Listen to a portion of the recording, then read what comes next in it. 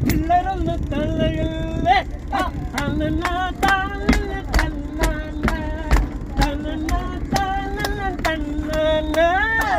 ഇതിനോ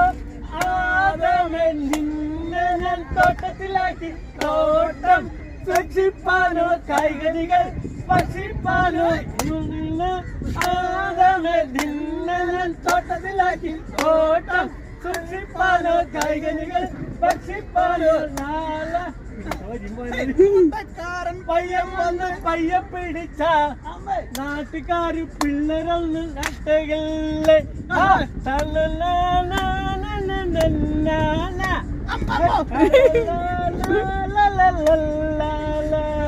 ആശ ചേച്ചി കിടന്ന് വന്ന് ഡാൻസ് ചെയ്താൽ